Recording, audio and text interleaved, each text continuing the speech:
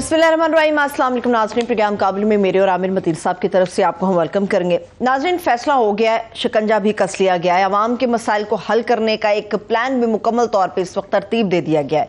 महंगाई बहुत ज़्यादा है और इस महंगाई से तंग और परेशान अवाम को रिलीफ किस तरह से दिया जा सकता है, एक प्लान जो बना है उस पर अमल दरामद का फॉर्मूला है क्या, इसकी मुकम्मल तफसील हम आपके साथ शेयर करने जा रहे हैं कि किस तरह से या किन रास्तों के जरिए से फैसला हुआ है कि अवाम तक रिलीफ पहुंचाया जाना चाहिए। मगर इसके साथ साथ इंटरनेशनली भी खालिस्तान तहरीक, उसकी भी बात करेंगे जिसके सरबराह का कत्ल किया गया आज से तकरीबन 3 महीने पहले। और इस वक्त हलचल इसलिए है कि सरबराह जो कत्ल हुआ खालिस्तान तहरीक का, उसका कत्ल भारत ने करवाया, ऐसा कहना है कैनेडियन गवर्नमेंट का। उन्होंने उनके सिफारती एहलकार को भी बेदखल कर दिया। इस वक्त भारत और कनाडा के दरमियान कशीदगी अपने उरूज पर है। क्या कॉन्सिक्वेंसेस हो सकते हैं, इसके ऊपर हम बात करेंगे। और बड़े अफसोस के साथ मैं ये कहूँगी कि चंद घंटे पहले पाकिस्तान की सियासत का जनाजा उठ गया है। नन्ना अम्मार, जितने भी हमारे सियासी चेहरे हैं, उन तमाम भयानक लोगों के चेहरों से नकाब उतार कर गया है। आज मैं इसके ऊपर भी बात करूंगी। आमिर साहब, दिलखराश मोमेंट था, इसके ऊपर तो हम यकीनी तौर पे बात करेंगे, मगर जो अवाम की हालत है, जो जिस किस्म के हालात में वो जिंदा है इस वक्त, उसके खिलाफ जो डंडा उठा है, वो डंडा किस को जो है वो पटरी के ऊपर लेकर आएगा। जी, पहले तो ये 9 साला अम्मार फारूक के मरने पे अगर बात ना की जाए तो फिर समझ लें कि इंसानियत ख़त्म हो जाती है। और अफसोसनाक बात यह है कि एक बच्चा है जिसकी हलाकत हुई है, वफ़ात पा गया है, मगर उसको जिस तरीके से हमारी ये सियासत इतनी गंदी हो चुकी है कि उसकी लाश को जो है बेचारी को घसीटा जा रहा है इधर से उधर, और सियासी अज़ाइम की वजह से।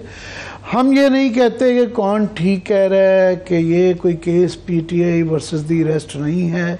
सियासत से बालातर होकर सियासत इसमें से निकाल दें, इसकी तफ्तीश होनी चाहिए कि ये बच्चा कैसे फौत हुआ और इसके पीछे क्या कोई नालायकी या कोई किसी की नेगलिजेंस या किसी की बेइज्जती थी। ये क्योंकि इससे पूरा हर घर में जिसके भी बच्चे हैं, ये नहीं भी बच्चे हैं, वो भी दहल गया है पूरे घर में। जब छोटे छोटे बच्चे इस तरीके से मरते हैं तो उससे पूरा एक मुआशरा जो है ना, वो उसमें एक डर खौफ का अंसर आ जाता है। तो उन माओं को तसल्ली देने के लिए, उन वालिदैन को, उन ख़ानदानों को कि उनके बच्चे महफूज हैं, वो हर इंसान जो है अपने बच्चों के लिए गैर महफूज महसूस करता है। हम सिर्फ ये कहते हैं, इस बहस में बिल्कुल नहीं जाते और उन लोगों की मजम्मत करते हैं जो इसको सियासी बना रहे हैं। सियासत से बालातर होकर सियासत निकाल दें इसमें से, इसकी एक बिल्कुल तफ्तीश कराएँ। और जितना ये पब्लिक मीडिया में और सोशल मीडिया में ये जो डिस्कस हो रहा है, अब आ गया कि इसकी इस तरह की इंक्वायरी करवाई जाए, जुडिशल इंक्वायरी करवाई जाए कि लोगों की तसल्ली हो, जिसके ऊपर लोगों को ट्रांसपेरेंट हो और एतबार हो। तो ये बस मैं कहना चाहूँगा, इसको फॉलो अप करते रहेंगे। अब जो है अच्छी बुरी खबरें शेयर कर लें कि सबसे बड़े मसले तो इस वक्त आपके महंगाई का है। अच्छी खबरें 2-3 से ही शुरू कर देते हैं कि पहली तो बात है कि बड़ी अच्छी बात है कि ये डॉलर जो है दिन ब दिन जो है ना हमारा नीचे आ रहा है, और हर दिन 2-4 दिन जो कि बताता है कि इसके अंदर जो है माफियाज कार्टेल्स इन्वॉल्व थे। ये इनको हाथ नहीं डाला जा रहा था, इस वजह से ये आर्टिफिशियली ये जो आर्गूमेंट था कि ये क्यों ऊपर जा रहा है, ये इसके अंदर बहुत बड़ा पहलू इंतज़ामी कोताही थी और माफियाज की मुलव्वस होने की वजह से गठजोड़ था, तो उन पर हाथ पड़ा है तो ये नीचे आ रहा है। और ये हमें ये बताया जा रहा है कि कोशिश ये है कि इसको 250-260 रुपए तक लाया जाए। ये बड़ी अच्छी बात है।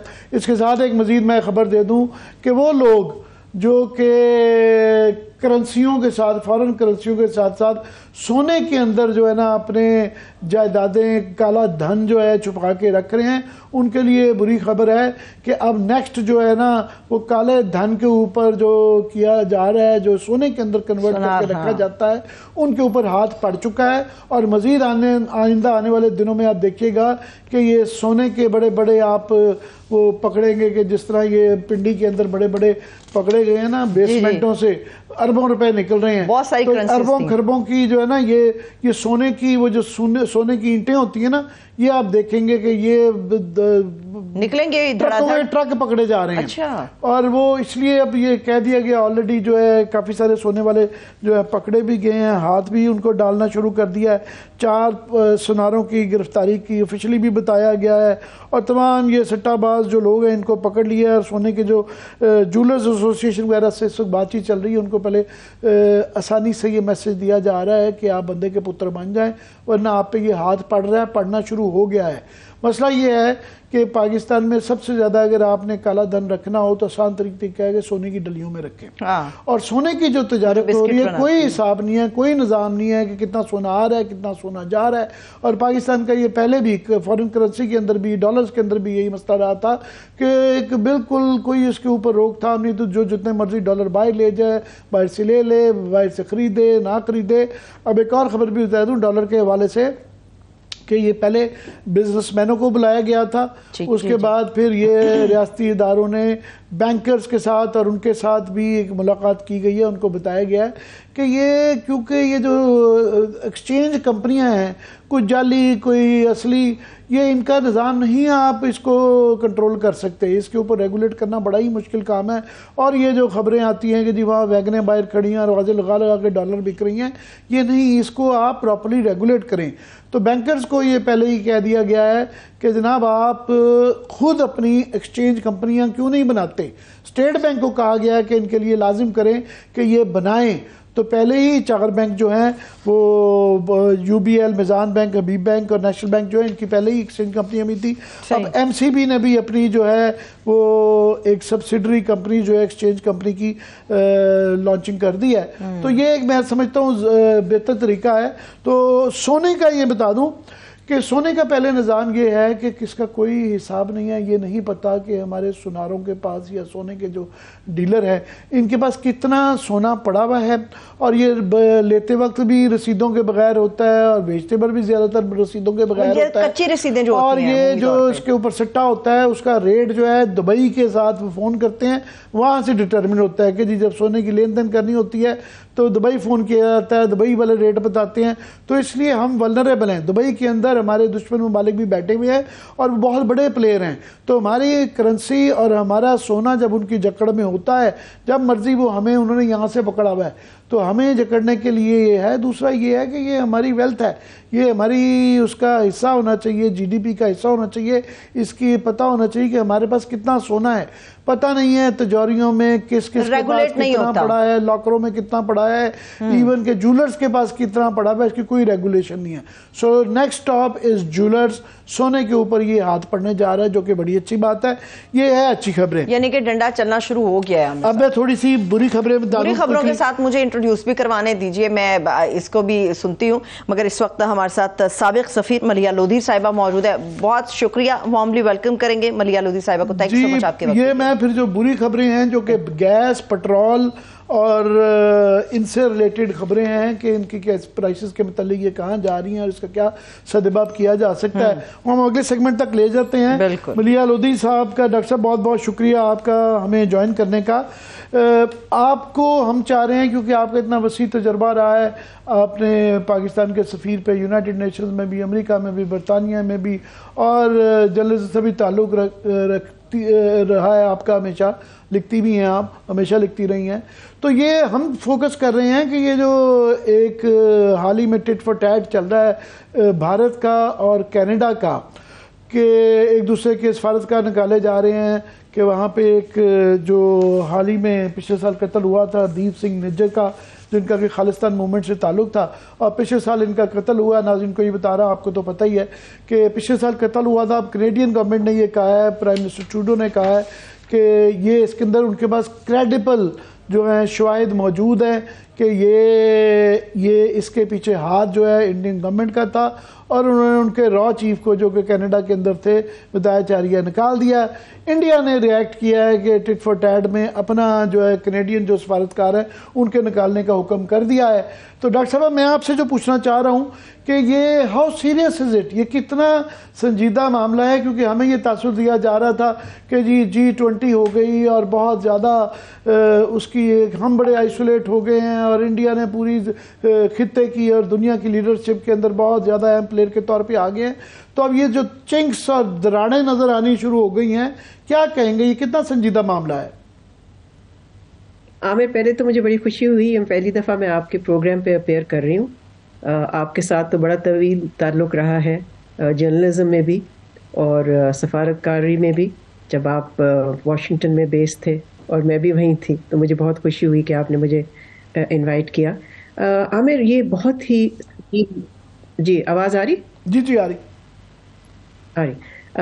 یہ بہت ہی ایک سنگین معاملہ ہے. It's a very serious issue, because دیکھیں ایک ملک جب اتنے سنگین الزام لگاتا ہے ایک اور ملک پہ، تو ظاہر ہے جیسے آپ نے بھی کہا اس کے پاس ٹھوس ثبوت ہوتے ہیں. اور یہ الزام کہ India carried out political assassination, اور وہ بھی ایک اور ملک کے سوئل پہ، تو ظاہر ہے دس از ویری سیریس. اور آپ ٹھیک کہہ رہے ہیں کہ ابھی حال میں ہی انڈیا اپنی سفارتی کامیابی کو سیلیبریٹ کر رہا تھا G20 کے حوالے سے، کہ انہوں نے سمٹ کو ہوسٹ کیا اور پریزیڈنٹ بائیڈن آئے اور بھی لیڈران آئے. لیکن اب میں سمجھتی ہوں کہ انڈیا کی ریپوٹیشن، اس کی انٹرنیشنل پوزیشن، اس کی کریڈیبلٹی، سب کو بہت ہی بڑا دھچکا ملا ہے، بہت بڑا سیٹ بیک ہوا ہے انڈیا کے لیے. جی ڈاکٹر صاحبہ، ماضی میں جو یہ پنجاب کے اندر جو سپریشن کی تحریکیں چلتی رہیں ایسٹ پنجاب کے اندر، تو اس کا الزام ہمارے پہ رہا کہ جی اس کے پیچھے جو ہیں پاکستان شامل ہے، ایسے ہی شامل ہے. تو اب جو ان کا یہ خالصتان کا مسئلہ آ رہا ہے، ایک تو اس پہ ہمارے پہ الزام بھی نہیں ہے کہ یہ انڈیجنس نہیں ہے یا ہم اس کے پیچھے ہیں، اور پوری دنیا میں صرف کینیڈا میں ہی نہیں، برطانیہ میں، یورپ میں، آسٹریلیا میں، ہر جگہ ریفرینڈم بھی اس کے اوپر ہو رہے ہیں. اور ایک سائزبل کمیونٹی ہے کینیڈا، بہرحال ایک کوئی چھوٹا پلیئر نہیں ہے، وہ ایک بڑا پلیئر ہے، وہ نیٹو کا بھی حصہ ہے، وہ نارتھ امریکن ٹریٹی کا بھی حصہ ہے، G20 کا حصہ ہے، بڑا ملک ہے. تو اور کمیونٹی بھی ان کی کوئی 7,80,000 کے قریب بتائے جا رہے ہیں کہ جو ہیں سکھ حضرات جو ہیں وہ کینیڈا کے اندر پائے جاتے ہیں، خاص طور پہ برٹش کولمبیا میں. تو یہ اتنا جب اس ہائپ پہ لے جاتے ہیں کہ کینیڈا کا ایک ملک کے ساتھ پورا، تو اس کے کیا دور رست نتائج جو ہو سکتے ہیں؟ دیکھیں جیسے آپ نے کہا عامر، کینیڈا میں کوئی 8 لاکھ کے قریب سکھ ہیں جو کہ کینیڈا کے سٹیزنز ہیں. تو ان کی طرف سے کافی عرصے سے یہ دباؤ تھا بھارت پہ کہ وہ سکھ ایشو پہ، اور خاصی سپورٹ اور حمایت بھی تھی خالصتان موومنٹ کو، اور اس کی وجہ سے کافی تناؤ رہا ہے کینیڈا اور بھارت کے درمیان. تو یہ بیک گراؤنڈ تھا. لیکن اس طرح سے ایک را ایجنٹ بقول پرائم منسٹر ٹروڈو کے، جنہوں نے یہ الزام لگایا، ایک را agent is supposed to be behind this assassination. تو اب یہ جس طرح کی آپ کہہ رہے ہیں لانگ ٹرم کانسیکوینسز کے کیا ہوں گے، دیکھیں اس سے انڈیا کی پوزیشن ڈینٹ تو ہوئی ہے نا، اور وہ صرف کینیڈا کے ساتھ نہیں ہوئی، انٹرنیشنلی ہوئی ہے. فوکس آیا اس وقت.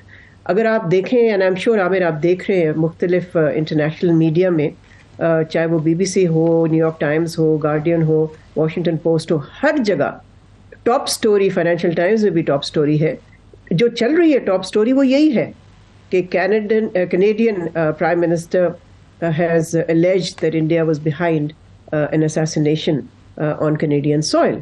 So اس کے لانگ ٹرم کانسیکوینسز تو ہیں اس کے، بیکاز اس سے جو چیز سامنے آتی ہے وہ یہ ہے کہ India has been carrying out actions جو کہ بالکل کانٹری ہیں to international law, international norms. اور اس دفعہ پاکستان نہیں کہہ رہا، اس دفعہ جیسے آپ نے بھی کہا ایک اہم ملک جو کہ G7 کا ممبر ہے اور انٹرنیشنل کمیونٹی میں اس کی بڑی رسپیکٹ ہے، بلکہ پرائم منسٹر ٹروڈو کی پرسنل رسپیکٹ بہت ہے. تو اس طرح کے الزام جب انہوں نے لگایا, ظاہر ہے this is a big blow to India, especially to India's aspiration یا ڈریم یا ڈیزائر آپ کہہ لیجیے to join the league of the big powers. اس سے کافی ان کو سیٹ بیک ہوا ہے اور ہوگا. جی ڈاکٹر صاحبہ, آپ کو یاد ہوگا کہ ایک پاکستانی ڈسینٹ کی خاتون کریمہ بلوچ کا کینیڈا میں قتل ہو گیا تھا, اور اس کا ملبہ ہمارے پہ ڈال دیا گیا کہ یہ پاکستان نے کروایا, اور اب کینیڈین پولیس نے یہ اناؤنس کیا ہے کہ یہ جو خاتون ان کا جو قتل ہوا وہ نان کرمنل نیچر تھا, اس کا کوئی کسی قسم کا کرائم نہیں ہے. یہ ہم نہیں کہہ رہے, یہ کینیڈین پولیس کہہ رہی ہے. جبکہ یہ واقعہ میں سمجھتا ہوں کہ جس طرح جمال کشکوگی کا واقعہ تھا کسی اور ملک میں اسیسینیشن کروانے والا, اور جس طرح آپ فرما رہی ہیں کہ یہ کینیڈین, یہ انٹرنیشنل نیوز میں بھی یہ بات چل رہی ہے کہ پرائم منسٹر ٹروڈو نے, انہوں نے امریکہ سے بھی بات کی, اپنے باقی الائز میں یورپ میں بھی اور یو کے میں بھی بات کی ہے کہ جناب یہ ان کو کانفیڈنس میں لے کے کیا جانا ہے. تو انڈیا میں ایک وہاں پہ ان کو ایک جو اپنی بہت ایک ایروگنس کئی دفعہ ہوتی ہے, ایٹیٹیوڈ کہ جی ہم ٹٹ فور ٹیٹ کر کے کینیڈا کو مزہ چکھا دیں گے. Is it that simple? No, it's not that simple. اور میں یہ بھی سمجھتی ہوں عامر کہ ہمیں بھی دیکھنا چاہیے ہے کہ ایک اپرچونٹی ہے ہمارے لیے بھی کہ اس وقت جب کہ انڈیا از انڈر فائر آپ کہہ لیجیے, اور مختلف انٹرنیشنل میڈیا کا فوکس ہے on a very negative aspect of Indian conduct and Indian behaviour, تو ہمیں بھی دیکھنا چاہیے کہ اس اپرچونٹی سے فائدہ اٹھا کے ہمیں اپنی جو کشمیر کی ڈپلومیٹک کیمپین ہے, مہم ہے, سفارتی کوششیں ہیں, ان کو تیز کرنا چاہیے اس وقت. بیکاز یہی ہے, وہ کہتے ہیں نا کہ کنٹریز جو کہ نمبل ہوتی ہیں, جو کہ پھر ایک سچویشن سے فائدہ اٹھاتی ہیں, وہی پھر کامیاب ہوتی ہیں. تو ہمیں چاہیے یہ ہے کہ کشمیر کو بھی ہائی لائٹ کریں, اس کو اسپاٹ لائٹ میں لے کے آئیں, تاکہ انڈیاز ادر کانڈکٹ بھی انٹرنیشنل کمیونٹی کے ویو میں آئے. میرا خیال ہے اس واقعے سے جتنا انڈیا اس چاہ رہا تھا کہ اس خالستان کی موومنٹ کی تشہیر نہ ہو, تو یہ تو پورا انٹرنیشنلی اب یہ جو ہے نا جنگل میں آگ کی طرح پھیل گیا ہے. آپ نے کشمیر کا جو کی بات, ڈاکٹر صاحب ناظرین کو بتا رہا ہوں, آپ کو تو ظاہر بتانے کی میں جسارت نہیں کر سکتا کہ انڈیا میں اگلے سال الیکشن ہیں, اور ابھی حال ہی میں کیونکہ اننت ناگ کے اندر ایک واقعہ ہوا ہے جس کے اندر مبینہ طور پہ ایک کرنل صاحب, ایک میجر صاحب اور ایک ڈی ایس پی صاحب مارے گئے ہیں, اور اس سے پہلے اس طرح کی خبریں آئی تھیں کہ جس کے اندر انڈیا کے اپنے لوگ یہ کہہ رہے تھے کہ پلوامہ ٹائپ کیا جائے گا اور ایک بالا کوٹ ٹائپ ری پلے کیا جائے گا تاکہ الیکشن کے اندر فائدہ ہو. How worried we should be? دیکھیں, ہمیں پتہ ہے کہ پاکستان بیشنگ جو ہے وہ بی جے پی الیکشن سے پہلے always engages in it. So اس چیز کی تو ہمیں یعنی کہ مینٹلی پریپیئر ہونا چاہیے کہ وہاں پاکستان بیشنگ کریں گے بی جے پی ووٹس جیتنے کے لیے. کبھی کبھی اس طرح کی کوششیں ان کے لیے کامیاب ہوتی ہیں اور کبھی کبھی ناکام ہوتے ہیں, اس سے ان کو ووٹس ایکسٹرا نہیں ملتے, لیکن میں سمجھتی ہوں کہ کوشش تو وہ کریں گے. اب آپ کا سوال کہ کیا اس سے زیادہ بھی کچھ کر سکتے ہیں, وہ دیکھیں, وہ تو ہمارے جو مینیجرز آف سیکورٹی ہے ان کو تو ہر دفعہ ہمیشہ الرٹ پہ رہنا چاہیے, چاہے الیکشنز آ رہے ہوں چاہے نہ آ رہے ہوں, لیکن وی شوڈ آلویز انشور کہ our borders are secure, because India کی جو انٹینشنز ہیں وہ تو آپ کے سامنے ہیں. وہ جس قسم کے حرکتیں کرتے رہے ہیں, حال ہی میں جس کا آپ نے بھی تذکرہ کیا, بالا کوٹ والا جو قصہ تھا, تو ہمیں تو ریڈی ہونا چاہیے. لیکن ہمیں صرف پیسیولی نہیں, صرف یعنی کہ انتظار میں ہی رہے کہ جی اچھا نیکسٹ وہ لوگ کیا کریں گے. یہی میں آپ کو جو کہہ رہی تھی نا کہ ہمیں اپنی کشمیر کی ڈپلومیٹک کیمپین کو انٹینسیفائی کیا ریوائیو کرنا چاہیے. بیکاز دیکھیں, جو آؤٹ گوئنگ گورنمنٹ تھی, پی ڈی ایم کی گورنمنٹ نے, انہوں نے کچھ بھی نہیں کیا, زیرو. ان کا تو کوئی ریکارڈ ہی نہیں ہے کشمیر پہ. جہاں تک اس انٹرم گورنمنٹ کا تعلق ہے, یہ اتنی کمزور ہے, اور ظاہر ہے ان کے پاس کوئی مینڈیٹ ہی نہیں ہے, ان الیکٹڈ ہے, تو یہ بھی پتہ نہیں کیا کر سکتے ہیں اس کے لیے. لیکن میرے ذہن میں جو چیز ہے, maybe it's a next government جس کو یہ کرنا چاہیے, اور اس کی تیاری شاید یہ انٹرم گورنمنٹ کر سکے, وہ یہ ہے کہ جی آپ ہمیں اس ایشو کو یونائٹیڈ نیشنز کے ہیومن رائٹس کاؤنسل میں لے کے جانا چاہیے تاکہ وہاں ایک ریزولوشن اڈاپٹ ہو اس ایشو پہ. اس وقت انٹرنیشنل فوکس ہے اس پہ, تو ہمیں اس سے فائدہ اٹھا کے وہاں جانا چاہیے. اور وہاں پر ان کے ممبرز جو ہیں کاؤنسل کے وہ 47 کنٹریز ہیں. اب 47 کنٹریز میں اگر پاکستان اپنی سپورٹ نہ بنا سکے کشمیر پہ تو میں سمجھتی ہوں پھر یہ تو بہت ہی بڑی ناکامی ہے. اور اسی لیے میں چاہتی ہوں کہ اس کی تیاری ہو تاکہ جو نیکسٹ الیکٹڈ گورنمنٹ جہاں آئے نا, hope elections will be held on time, وہ پھر اس ایشو کو لے کے آگے چلے. کیونکہ اس واقعے سے یہ تو ثابت ہو جاتا ہے جو ہم ہمیشہ کہتے ہیں کہ ہمارے ہاں بھی اس طرح کے جو واقعات ہوتے ہیں اس کے اندر جو ہے بھارت کی ملوث ہونے کے پورے ہمارے پاس شواہد ہم پیش کرتے رہے ہیں. ڈاکٹر صاحب میں چاہوں گا آپ اگر ہمیں گائیڈ کر سکیں کہ یہ G20 کے اوپر خاص طور پہ اور جنرلی بھی یہ تاثر انڈیا بھی دیتا ہے اور کچھ حد تک ٹھیک بھی ہے کہ ہم اس خطے میں تھوڑے سے پہلے کی بنسبت بہت آئسولیٹ ہوتے جا رہے ہیں کہ ہمارے جو ایلائیز, عرب ایلائیز, UAE, سعودی عربیہ, ایون ٹرکی جو ہیں وہ نظر آتے ہیں کہ ہمارے سے دور جا رہے ہیں اور ان کی قربت جو ہے بھارت سے بڑھتی جا رہی ہے. ٹھیک ہے ہمارا داخلی بحران بہت زیادہ ہے, انڈر دی سرکمسٹانسز ادر دین کشمیر ہم اور کیا چیزیں ہیں جو کر کے اپنی سچویشن جو ہے بہتر کر سکتے ہیں ڈپلومیٹکلی؟ دیکھیں عامر, میں اس کو آئسولیشن نہیں کہوں گی کہ ہم آئسولیٹڈ ہیں, مگر یہ ضرور ہے کہ جو ہماری معاشی کمزوری ہے, ہماری جو اکنامک ویکنس ہے, اس سے ہمارا ریجنل اور انٹرنیشنل انفلوئنس جو ہے وہ بہت ہی ڈمینش اور لمٹ ہوا ہے, اس میں تو کوئی شبہ نہیں. لیکن آئسولیٹڈ تو نہیں ہے. دیکھیں جب Pakistan was on the verge of default on its debt, تو اس میں کس نے ہماری مدد کی؟ چین نے, اس نے ہمارے بہت سارے لون رول اوور کیے, UAE نے, اور آف کورس سعودی عربیہ نے. سو اس سے تو آئسولیشن نہیں ثابت ہوتی نا, بلکہ الٹا ہے کہ Pakistan does have close friends, جبکہ پاکستان کی ضرورت ہوتی ہے they come to Pakistan's rescue. لیکن ساتھ ساتھ میں یہ بھی کہوں گی کہ یہ بار بار بھی اور ملکوں کو ریسکیو کے لیے کہنا بھی ہمیں سوچنا چاہیے کہ بار بار اگر آپ کہیں گے تو مختلف ہمارے جو دوست ممالک بھی ہیں وہ بھی تھک جائیں گے اور شاید تھک چکے ہیں. سو ہمیں اس وقت, میں سمجھتی ہوں کہ میں تو ہمیشہ کہتی ہوں کہ foreign policy begins at home. اگر آپ اپنا ہوم بیس منظم نہیں کریں گے, اس کو اسٹرینتھن نہیں کریں گے, تو foreign policy is not worth anything really. اس کا مطلب یہ نہیں کہ آپ کی فارن پالیسی کو آپ فریز کر کے رکھیں, اس کو آپ چلاتے رہیں, لیکن وہ افیکٹو تب تک نہیں ہوگی. ہمارے فارن پالیسی گولز ہم نہیں سیکیور کر پائیں گے جب تک ہم اپنا ہوم بیس جو ہے وہ ٹھیک نہیں کریں گے. اور اس کا مطلب یہ ہے کہ ہم پولیٹیکل سٹیبلٹی لے کے آئیں ایک الیکٹڈ گورنمنٹ کے تھرو, اور دوسرا یہ کہ اپنی اکانومی کو ریفارمز کے ذریعے ہم اسٹرینتھن کریں, نہ کہ بیل آؤٹ کی تلاش میں رہیں کہ اس جگہ سے بیل آؤٹ آ جائے گا, اس جگہ سے آ جائے گا بیل آؤٹ. اور میں سمجھتی ہوں کہ اس وقت جو پبلک لیول پہ بھی جو ڈسکنٹینٹ ہے اس کو ایڈریس کریں. سو یہ سارے طریقے ہیں to strengthen Pakistan internally.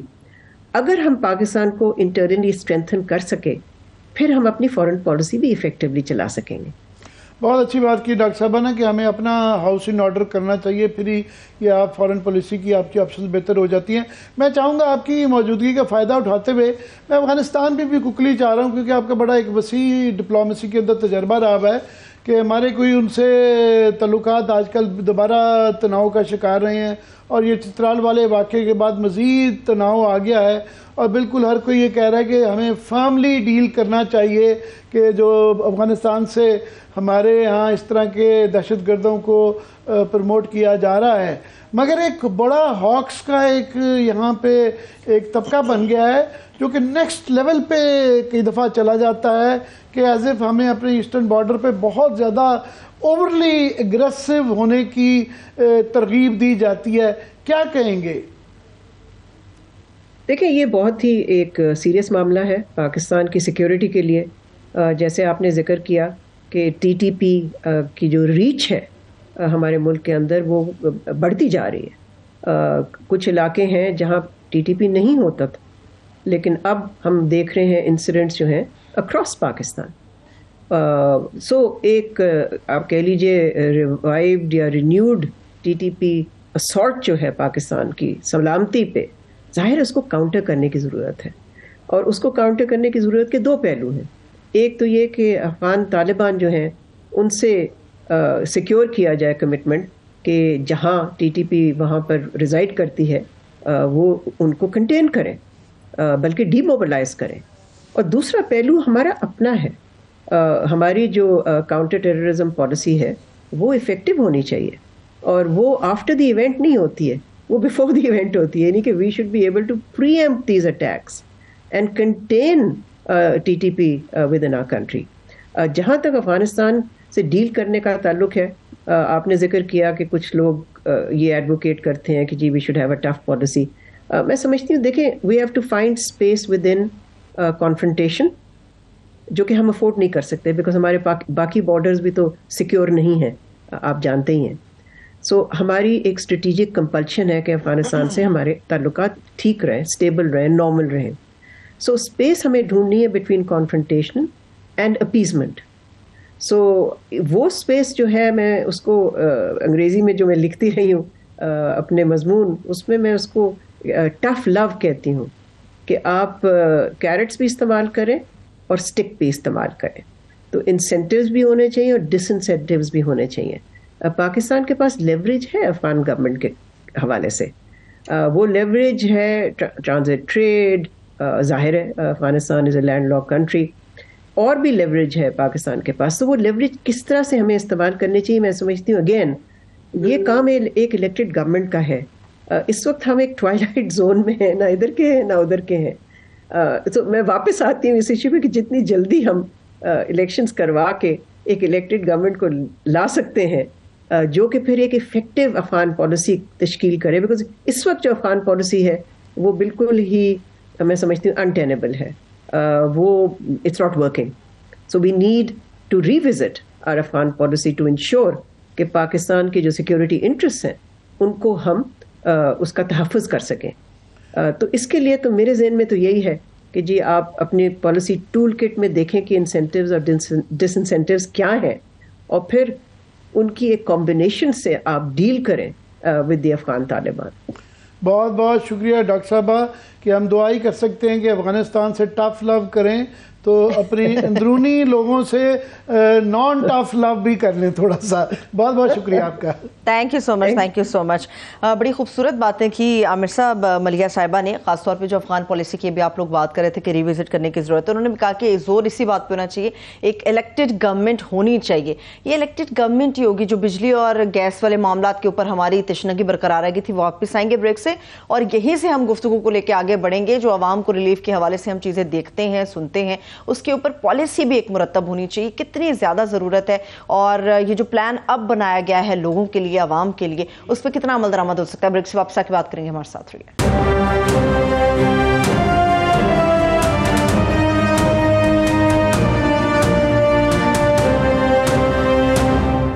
Break کے بعد ایک بار پھر سے پروگرام میں ہم آپ کو خوش آمدید کہیں گے. عامر صاحب وہی بات ہے, ایک الیکٹڈ گورنمنٹ کا ہونا بڑا ضروری ہے, پالیسی مرتب ہونا بڑی ضروری ہے تاکہ ان ایشوز کو ون بائی ون حل کیا جائے, ان کے حل کی طرف بڑھنا. جیسے وہ بجلی اور گیس کی قیمتوں کے اوپر آپ بات کر رہے تھے, ہمارے پاس تو کوئی اتنا واضح پلان نہیں, سمجھ نہیں آ رہا کم کیسے ہوں گی, کیسے کم ہوں گی, آپ بتائیں.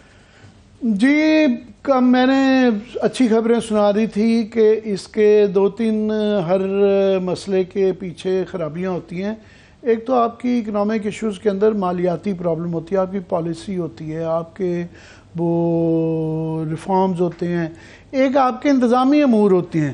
تو ہمارا بڑا اچھی بات ہے کہ انتظامی اس پہ بڑا فوکس آیا اور انتظامی سے فرق پڑا ہے.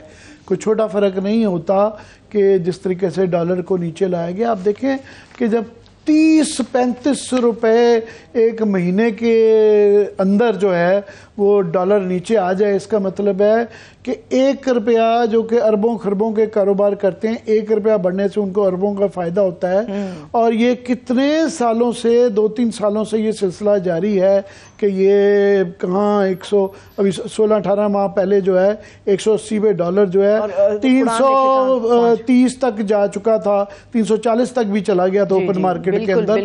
تو وہاں تک چلا گیا ہے. تو یہ کتنا, اگر ایک مہینے میں کنٹرول, اس کا مطلب یہ سارا فراڈ تھا, یہ جعلی کام تھا. تو یہ مگر جو اس کا فوائد ہونے چاہیے تھے، ظاہر ہے ڈالر کم ہونے سے جو ہے وہ ایک دم مہنگائی جب روپے کی ویلیو بڑھتی ہے تو مہنگائی بھی کنٹرول ہوتی ہے، مہنگائی پہ بھی اثر آتا ہے، کیونکہ ہر چیز ڈالر سے آپ نے خریدنی ہوتی ہے، آپ کا سارا نظام ہی ڈالروں کے اوپر چل رہا ہوتا ہے۔ تو مگر اس کے جو فوائد ہو رہے ہیں، کوئی تھوڑی سی 38% سے مہنگائی جو ہے 26 پہ آ گئی، یہ بڑی اچھی بات ہے۔ مگر بری خبریں یہ ہیں کہ ابھی مسئلہ ختم نہیں ہوا، اور ابھی بھی نہ صرف کہ مشکل مرحلہ جاری ہے بلکہ مزید مشکلات آ رہی ہیں۔ پٹرول جو ہے پہلے ہی وہ 331 روپے پر لیٹر ہے، اور ابھی جو انٹرنیشنل مارکیٹ میں اس کا تو آپ کچھ نہیں کر سکتے، اور جو خبریں آ رہی ہیں کہ یہ $92 پر بیرل سے $100 تک جائے گا، تو خدا نہ خواستہ یہ مزید اگر یہ اسی رفتار سے جاتا رہا تو اور کوئی چارہ نہیں ہوگا، کیونکہ IMF کے ساتھ ہم نے یہ ڈیل کر لی ہوئی ہے کہ ہم اپنے پاس سے پیسے ڈال کے لوگوں کو رعایت نہیں دیں گے، سبسڈیز نہیں ہوں گی، اپنے پاس سے ہم پیسے ڈال کے عوام کو نہیں دے سکتے، جتنا مہنگا ہوگا ہم دے دیں گے۔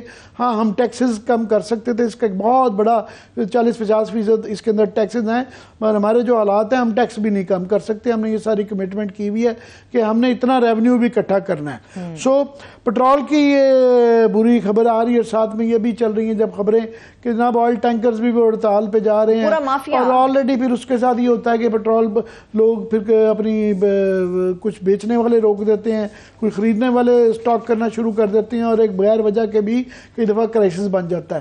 سو ایک پٹرول کا مسئلہ ہے۔ بجلی کے مسئلے پہ پہلے ہی دیکھا ہوا ہے کہ لوگوں کی چیخیں نکل گئی ہوئی ہیں، اور لوگوں کا جو سڑکوں پہ نکلے اور جو حال ہے وہ بھی زخم اس پہ مرہم نہیں لگی۔ یہ چھاپے چھوپے پڑنے سے تھوڑا سا ضرور بڑھا ہے، مگر اس کے جو بڑے مسئلے ہیں اس پہ بعد میں کریں گے۔ مگر میں صرف ابھی پرابلم بتا دوں، اس سے بڑا جو ہمیں کھٹ رہا ہے وہ گیس کی پرائسز ہیں، کہ گیس کا کیونکہ ہم نے IMF سے یہ ساری چیزیں بائی کی ہوئی تھیں کہ ہم سبسڈیز نہیں دیں گے، تو اب جو بتایا جا رہا ہے کہ IMF کے ایگریمنٹ کے تحت گیس 50% تک بڑھنے کا امکان ہے۔ گرمیاں آپ یعنی بجلی کے بل کے اندر بڑی کم بجلی استعمال کر کے، نہ استعمال کر کے بھی آپ ہزاروں کے بل دیتے ہیں، اور غریب لوگوں کے تو کئی دفعہ وہ گھر کے جو ہیں کرائے سے زیادہ بجلی کا بل آ رہا ہے۔ تو یہ آپ سردیوں میں تیار ہو جائیں، ایک تو لوڈ شیڈنگ بھی ہونے کا امکان ہے، دوسرا یہ کہ گیس بہت مہنگی ہوگی، کم ہوگی نہیں بھی ہوگی، اور جو ہوگی اس کا بل بہت زیادہ 50% یہ بہت زیادہ ہوگی، کہ کابینہ کی منظوری کے بعد پیٹرولیم ڈویژن گیس کی نئی قیمتوں کا نوٹیفیکیشن وہ جاری کریں گے، اور اوگرا کی سوئی ناردن صارفین کے لیے 50%، سوئی سدرن صارفین کے لیے 50% اضافے کی سفارش کر دی گئی ہے۔ تو یہ گیس سیکٹر کا جو گردشی قرضہ ہے، یہ کیونکہ وہ کہہ رہے ہیں جی 350 روپے ارب سے بڑھ رہا ہے تو ہمیں اس کو کنٹرول کرنا ہے۔ تو یہ دیکھ لیں کہ گیس کی قیمتوں میں بھی 13 فروری کو انہوں نے 113% اضافہ کیا تھا، اور یہ وہ باقی تھے جو کہ ساکھ ڈار نے رکھے ہوئے تھے کہ یہ میرے بعد یہ نگران گورنمنٹ کو اناؤنس کرنے پڑیں تاکہ وہ برے بنیں، اور ان کے نام جو لکھا جائے وہ جو پرانے فگر تھے جو کہ وہی خراب تھے۔ یہ سارا کیا ہوا جو ہے یہ ہے ڈار صاحب کا، مگر یہ اب آ گیا ہے۔ اب یہ میں بری خبریں ہیں، مگر اس کے ساتھ یہ ہے کہ یہ اس کا کرنا کیا ہے۔ تو ہم جو آج کا پروگرام جو اس کے اوپر فوکس کرنا چاہ رہے ہیں وہ بات یہ ہے کہ ہم چھوٹے صارفین کو، اور یہ ورلڈ بینک IMF سارے کہہ رہے ہیں، اور یہ بھی تک بھی سمجھ آتی ہے کہ ہم یہ بڑے مگرمچھوں کو ہاتھ ڈالیں اور یہ چھوٹوں کو ریلیف دیں، اور اس کے لیے کیونکہ یہ پانی اب جو ہے نا ناک تک آ چکا ہے، تو ہمیں سب سے بڑی خرابی جو آ رہی ہے وہ 2 سیکٹرز میں، ایک تو انرجی کا IPPs کا سیکٹر آ رہا ہے، اور دوسرا جو ہے ہمارا بہت بڑا مسئلہ ایک بینک سے ریلیٹڈ ہے۔ یہ 2 خبریں حال ہی میں آئی ہیں، میں اس کی شیئر کرتا ہوں۔ میں اس سے کہہ دوں پہلے کہ ہمارا جو یہ قابو میں یہ جو چیزیں نہیں آ رہی، ہم یہ انتظامی معاملات سے چھوٹے چنکس کو کنٹرول کریں گے۔ چوری کو میٹر پکڑنے سے بھی یہ 1 روپے کے اندر 5%، 4-6 روپے کا فرق پڑے گا، اس سے زیادہ کا ابھی کام اس کے اوپر ہو رہا ہے، اس سے 6%، 5% سے زیادہ اب نہیں ہوگا، مگر یہ بھی ہونا چاہیے۔ مگر بڑے کیسے کرنے ہیں؟ سب سے پرابلم ہے کہ ہماری ریگولیٹری باڈیز جو کہ ان کے اوپر کنٹرول کرنے ہیں، ان چیزوں کو چیک کرتے ہیں، وہ یا تو کرپٹ ہو چکے ہوئے ہیں یا وہ نااہل ہیں، اور وہ اکثر ملوث ہوتے ہیں. ان کے بورڈ کے اوپر ان تمام کارٹیلز اور مافیاز کے لوگ بیٹھے ہوئے ہیں اور اسی کے اندر سرکاری بابو ہیں, ہمارے جو فنانس سیکٹری, ہمارے جو انرجی سیکٹری, یہ بڑی بڑی بورڈ کی میٹنگ میں کئی دفعہ دبئی سنگاپور بھی جاتے ہیں اور ایک ایک میٹنگ کے اندر جو ہے 4 میٹنگز کر کے یہ لاکھوں روپے لیتے ہیں. جب ان سے یہ اتنے پرکس لیتے ہیں, گاڑیاں لیتے ہیں, پیسے لیتے ہیں, انٹرنیشنل ٹریولنگ کرتے ہیں بزنس کلاس میں, اس کے بعد یہ پھر ان کے ساتھ مل کے گڑبڑ کرتے ہیں. تو گڑبڑیں جو ہے نا اس کو کنٹرول کرنے کا طریقہ یہ دو چیزیں بڑی خوفناک میں شیئر کرتا ہوں. یہ آج کے اخباروں میں چھپی ہوئی ہیں خبریں. ایک جی آپ کا آیا ہوا ہے کہ آئی پی پیز کی صورتحال بتائی ہوئی ہے کہ ہمارے بجلی کی تقسیم کار کمپنیاں, ذرا لوگوں کو ذرا پتہ ہونا چاہیے. تقسیم کار کمپنیاں تو ایک چیز ہے, بٹ جنرلی آیا ہوا ہے کہ ہم ایک زمانے میں بہت زیادہ ذکر کرتے تھے کہ جب یہ پرانے معاہدے کیے جا رہے تھے, آئی پی پی کے ساتھ کیے جا رہے تھے, ایل این جی کی کمپنیوں کے ساتھ کیے جا رہے تھے, تو اس وقت یہ تمام کارٹیلز, چونکہ یہ ان کا گٹھ جوڑ تھا regulatory bodies and government officials کے ساتھ, انرجی کے اندر جو بیٹھے ہوئے ہیں لوگ, فائنینس کے اندر بیٹھے ہوئے ہیں, تو انہوں نے غلط معاہدے کیے ہیں جس کی وجہ سے عام آدمی بھگت رہا ہے. اور وہ معاہدے اگر دوبارہ کریں, کوئی اور طریقہ نہیں رہ گیا. اور یہ اب پولیٹیکل پارٹیز بھی, جماعت اسلامی فار ایگزامپل یہ کہہ رہی ہے کہ ان کو ری وزٹ کریں, آپ کو بات کرنی پڑی ہوگی کیونکہ یہ اتنے ناجائز ہیں اور ان کے اندر جو ہے ٹھیک ہے کہ ہمارے قانونی مسائل ہیں مگر ان کو گرفت میں لایا جا سکتا ہے کیونکہ یہ غیر قانونی ہیں, غیر منطقی ہیں اور یہ کرپٹ پریکٹسز کے زمرے میں آتی ہیں. تو وہ صرف جو ہے ایک میں ابھی آپ کو پڑھ دیتا ہوں جو فگرز دیے گئے ہیں وہ اتنے خوفناک ہیں جو کہ پاور ڈویژن کے سیکرٹری صاحب نے دیے ہیں. اس میں انہوں نے بتایا ہے کہ جناب جو ہماری پاور جنریشن کی جو کیپیسٹی ہے, سب سے بڑا قصور یہ رہا ہے کہ ہم نے 36,000 میگا واٹ کے قریب جو ہے نا وہ بنا لی, مگر اس کے اندر جو ہے کیپیسٹی چارجز جو ہے نا وہ اس میں سے 59% جو ہے فورن فنڈڈ ہے. اچھا. اور 41% جو ہے نا وہ لوکلی فنڈڈ ہے. ٹھیک ہے. جو باہر کے پروجیکٹس تھے وہ ہم نے وہ ایل این جی کے اندر بھی کیپیسٹی پر جب استعمال کریں یا نہ کریں تو ان کو پیسے دینے پڑتے ہیں, مگر جو کول کے, جو کوئلے کے یہاں پروجیکٹ لگائے گئے ہیں اس کے اندر ایک خوفناک قسم کی جو ہے وہ قیامت کے فگرز ہیں کہ کیپیسٹی چارجز میں ہم کتنے دے رہے ہیں, اور وہ کیونکہ ڈالروں میں دے رہے ہیں تو اس لیے جو $100 پہ پہلے فرض کریں تھا تو اب $300 پہ جانے کی وجہ سے وہ اتنا زیادہ پیسے بڑھ گئے ہیں کہ ہم اس کو نہیں دے پا رہے اور اس کا ایک بہت بڑا مسئلہ آ گیا ہے. اور اس کے فگرز جو ہیں وہ مائنڈ باگلنگ ہیں. مائنڈ باگلنگز یہ ہیں کہ فار ایگزامپل ہم جو یہ فارن فنڈڈ اس کو جو دے رہے ہیں آئی پی پیز کو, وہ اس کو جو ہے وہ 100 سے 30% بڑھنے سے سرکولر ڈیٹ کیپیسٹی پیمنٹ کی جو ہے نا وہ 1 ٹریلین سے اب یہ تقریباً آ گیا ہے کہ کول فائرڈ جو کیپیسٹی جو ہے نا اس کو ہم جو دے پا رہے ہیں وہ 1/4 حصہ ہے کہ ایک تہائی حصہ جو ہے نا وہ اس کا بڑھ گیا ہے. اچھا. 1/3 جو ہم نے پیسے دینے تھا کہ پہلے فار ایگزامپل اس کا فگر جو ہے, میں 1 منٹ یہاں پہ اتنا زیادہ یہاں پیپر ورک ہو گیا ہے کہ یہ میں ذرا اس کے فگرز یہاں سے آپ کو نکال لوں. ہاں یہ نکال دیں بالکل. جی ڈالر جو ہے نا $300 بڑھتے ہی کیپیسٹی پیمنٹ یہ ہے کہ وہ استعمال کریں یا نہ کریں پیسے دینے پڑتے ہیں. تو 2,152 ارب روپیہ ہو گیا ہے. یہ پاور ڈویژن کے لوگ بتا رہے ہیں. تو گیس سے چلنے والے جو مقامی پاور پلانٹ ہیں ان کی ادائیگیاں 7% بڑھ گئی ہیں کہ ہم پہلے کوئی ڈالر کے ریٹ کے ساتھ منسلک ہے. تو جبکہ جو کہ بیرونی فنڈ کول پاور پلانٹ جو کوئلے کے لگائے گئے ہیں ان کی 145% اضافہ اس کے اندر ہوا ہے. تو ہم نے یہ 36 سے 38 ہزار میگا واٹ کی صلاحیت تو پیدا کر لی ہے, مگر ہم نے اس میں سے کتنا استعمال کر رہے ہیں, ہمارے پاس پیسے ہی نہیں ہیں یہ فیول خریدنے کے, اس لیے ہم وہ بھی نہیں خریدتے, مگر ان کو ہم پیسے دیے جا رہے ہیں. اور کیونکہ وہ ڈالر سے منسلک کرنے کی ضرورت ہی نہیں ہے کیونکہ ڈی ویلیو روپی اتنا ہو رہا ہے کہ وہ 2 گنا 3 گنا بڑھ چکا ہوا ہے. اور ہمیں اس کے اندر فار ایگزامپل یہ فارن فنڈڈ پلانٹس ہیں ان کے ساتھ اگر بات کی جائے, ایل این جی حالانکہ اس کے اندر بڑی خرابیاں ہیں, اس کی ڈیلز کے اندر بھی کافی سوالات تھے, بڑے ڈوبیس طریقے سے چلتی رہی ہیں, مگر کوئلے کے مقابلے میں اس کے اندر بھی اتنی زیادہ فرق ہے کہ کوئلے سے خاص طور پہ فارن فنڈڈ جو لگائے گئے ہیں، اگر ہم صرف ایل این جی پہ ہی لے جاتے، اور ایل این جی کے اندر ہم نے لکیلی جو ہے قطر وغیرہ کے ساتھ جو ڈیل کر لی ہوئی ہے، تو ہمیں وہ بہت پہلے بھی اور بعد میں بھی ایک آدھی ڈیل کی گئی، تو ہمیں بہت سستا کوئلہ مل جاتا ہے، تو اس ایل این جی مل جاتی ہے۔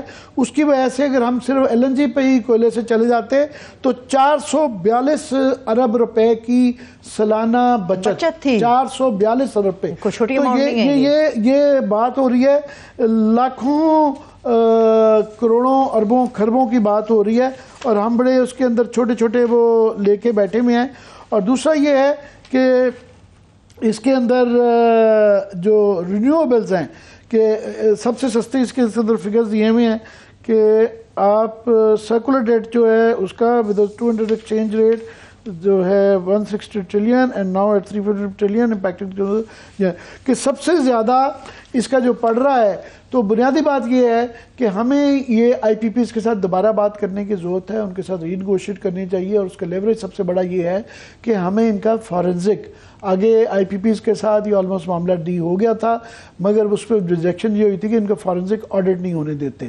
سو آپ ان کا فارنزک آڈٹ کروائیں گے تو اس کے اندر اتنی خرابیاں نکل آئیں گی، تو پھر آپ ان کو کان سے پکڑ کے جو ہے نا ڈیل اس کے ساتھ دی جا رہی، کیونکہ یہ نہیں ہو سکتا کہ لوگ مر رہے ہوں، لوگوں کے پاس گھر میں کھانے کے لیے پیسے نہ ہوں اور بجلی کے اور گیس کے بل بڑھتے جائیں، ہمیں بڑے چنکس کو ہاتھ ڈالنا پڑے گا۔ بینکس والی سائڈ پہ بھی جاتے ہیں عامر صاحب، لیکن اس سے متعلق میں ایک چھوٹا سا سوال آپ سے کروں گی۔ آپ کو یاد ہوگا ہاک گورنمنٹ میں خاص طور پہ جو پہلے سابقہ حکومت بھی گئی ہے، وہ یہی بات کر رہے تھے کہ آئی پی پیز یہ جو ہے ان سے ہم ڈالر کے اندر ان کو پیمنٹ کیوں کرتے ہیں۔ انہوں نے کہا تھا یہ ریوزٹ کریں گے، ہم ان کے ساتھ ایگریمنٹس کو دوبارہ سے کریں گے، ہم پاکستانی روپے کے اندر ان کے حوالے سے سوچیں گے، مگر ڈالر تو وہیں کا وہیں کھڑا ہے، سب چیزیں وہیں کی وہیں کھڑی ہیں، یہ صرف عوام کو ایک لالی پاپ دیا جاتا ہے۔ اب آ جاتے ہیں بینکس کی طرف۔ آپ نے کہا تھا دو بڑے میجر معاملات ہیں، ایک آئی پی پیز کا، سیکنڈ بینکس کا۔ اب بینکس کی طرف ذرا چلتے ہیں۔ میں کوئکلی اس کے فگر دے دوں، مجھے وہ فائنلی کاغذ جو ادھر ادھر ہو گیا تھا مل گیا ہے، تو وہ اس کے اندر یہ ہے کہ 100 کے ڈالر کے اوپر جو ہے نا، فار ایگزامپل ہم جو پیسے دے رہے تھے اور اب ڈالر کیونکہ 300 کے قریب پہنچ گیا ہے،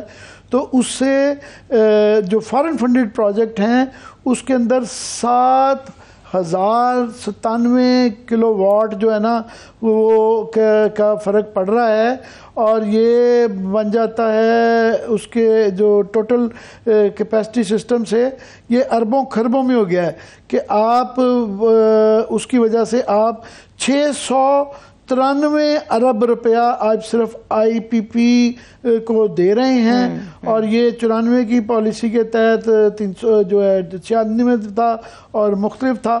تو یہ ایک بات یہ۔ ابھی آ جاتے ہیں بینک پہ، جو ہے بینک کا میں بتا دوں صرف، بینکس کا یہ ہے کہ ابھی یہ بینکرز کے ساتھ بھی ریاستی ادارے مل رہے ہیں، اور ان سے ہوتا یہ ہے کہ بڑے عرصے سے طریقہ کار جاری ہے کہ بزنس مینوں سے اور بینکوں سے ملتے ہیں۔ وہ ٹائم نکل گیا ہے کہ ان سے مشورہ دیا جائے، اب ان کو بتانا چاہیے کہ ان کو کرنا کیا ہے، کیونکہ یہ بینکس کے بھی لیٹسٹ فگر آئے ہیں کہ ان کے پروفٹ جو ہیں ایک سال کے اندر، اس سال لیجیے for example first half of the current year, جو ششمائی کے جو فگرز آئے ہیں، ان کے جو منافع ہیں وہ 126 ارب سے 284 ارب روپیہ ہو گیا۔ 6 مہینوں کا بتا رہے ہیں، 6 مہینے کا صرف بتا رہے ہیں، اور وہ لارجلی اس لیے ہوا کہ آپ نے اتنا انٹرسٹ ریٹ زیادہ رکھا ہوا ہے کہ انٹرسٹ ریٹ زیادہ ہو رہا ہے، تو اس کی وجہ سے ان کا منافع بھی بڑھتا جا رہا ہے، اور یہ بینک کی جو انکم ہے، نیٹ انٹرسٹ انکم جسے کہتے ہیں، وہ 67% بڑی ہے۔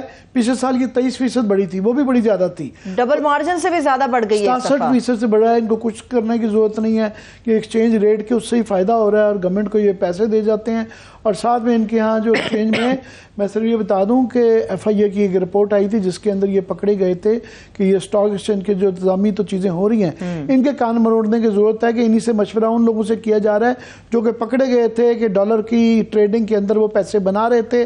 وہ میرے خیال 22 ارب روپیہ یا اس سے بھی شاید زیادہ رقم تھی جو کہ پکڑی گئی تھی، کہ اتنے بینکس ہیں، 8-10 بینک کی لسٹ تھی کہ ان کے خلاف انکوائری کی جائے۔ اب انہی سے ہم مشورہ کر رہے ہیں، اور اس کے اندر یہ ایکسچینج ریٹ کے اندر یہ کہتے رہیں کہ جو ایک اسٹیٹ بینک کا ایک ریٹ ہوتا ہے ایک آفیشیل ریٹ ہے جو انٹر بینک ریٹ جسے کہا جاتا ہے، یہ اس سے بھی ایل سی جو ہیں 4-4 5-5 10-10 15-15 روپے زیادہ کے اوپر جو ایل سیز کھول رہے تھے، جو مارجن تھا نکال رہے تھے، جو کہ یہ نہیں کر سکتی تھی. اور ہمارا اسٹیٹ بینک جو ہے وہ اس کی بڑی نرم اور کمزور پالیسی تھی. ٹھیک ہے، تو یہ ان کو پکڑنا چاہیے. اور یہ بینکس اور آئی پی پیز یہ دو بڑے چنکس ہیں، ان کے اوپر ہاتھ ڈالیں.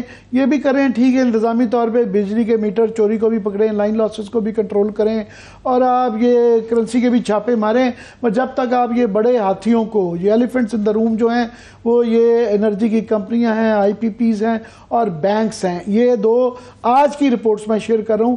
صرف ان کو ٹھیک کر لیا جائے تو آپ کا ٹریلینز، خربوں کا آپ کا جو ہے فائدہ سب کچھ جو کہ غریب آدمی کو ٹرانسفر کیا جاتا ہے. صحیح ہے، ٹھیک ہے. کرنے کا کام تو یہ ساری سیاستدانوں کے، مگر سیاستدان کیا کرے؟ بریک سے واپس آ کے ہم بات کریں گے، ہمارے ساتھ رہیے.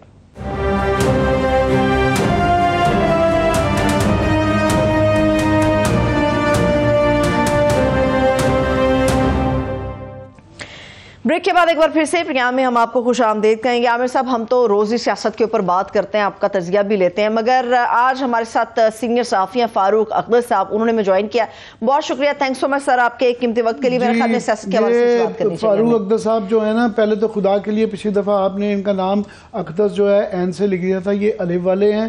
اور دوسرا سینئر ترین صحافی ہیں.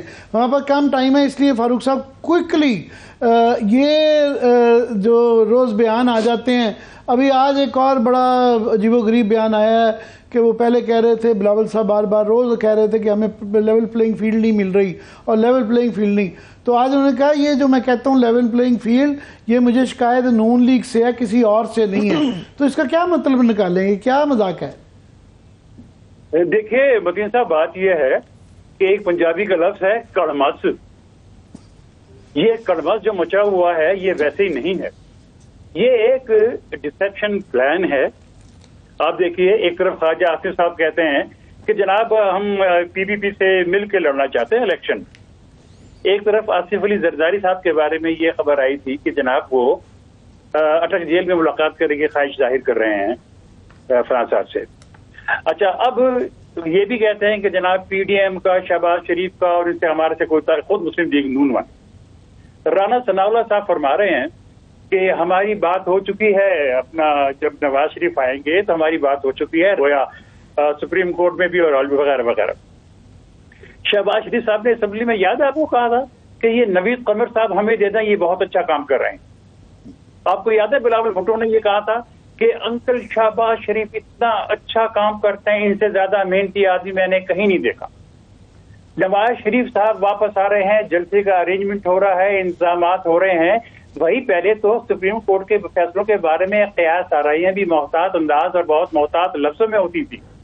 اب تو آپ دعوے کر رہے ہیں کہ مطلب آئیں گے اور جو جلسہ کریں گے، وہ آپ کو کیا پتا ہے کہ سپریم کورٹ کیا فیصلہ دے گی، کیا نہیں دے گی.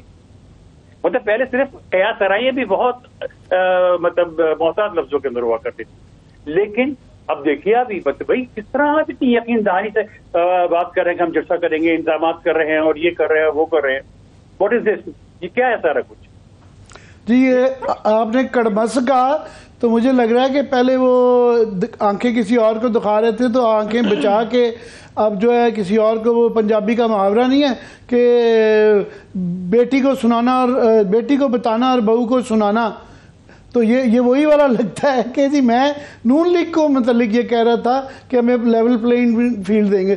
نون لیگ کے پاس کیا ہے دینے کے لیے؟ لیول پلینگ فیلڈ کا مطالبہ تو بھائی اٹک والا بیٹھ کے کرے نا. بات یہ ہے کہ سب سے پہلے محترمہ مریم نواز صاحبہ نے کیا تھا، اب بلاول بھٹو صاحب لیول پلینگ فیلڈ کر رہے ہیں. اب یہی مطالبہ کر رہے ہیں، یہی مطالبہ کر رہے ہیں. میں صرف اس لیے یہ عرض کر رہا ہوں، دیکھیں جو آپ نے کہا نا کہ اس کو اس میں ایک ڈائریکٹ مفہوم کے ساتھ، میں بڑی معذرت کے ساتھ، بہت معذرت کے ساتھ یہ مصرع ہے کہ سچی روے یارہ نو کر کر وینڈ پر آواں دے. واہ واہ واہ واہ واہ واہ واہ واہ. تو مطلب یہ رو رہے ہیں کسی اور چکر میں، بات کچھ اور ہے. اور آپ کے پاس ٹائم کم ہے، میں سے بہت زیادہ بات کرنا چاہتا تھا، لیکن میں آخر میں آپ کو نذیر آبادی کا ایک شعر ہے، یہ سن لیجیے. سب ٹھاٹ پڑا رہ جائے گا جب لعنت پڑے گا بنجار. اب یہ پتہ نہیں ابلاغ اس کا ہوتا ہے یا نہیں ہوتا.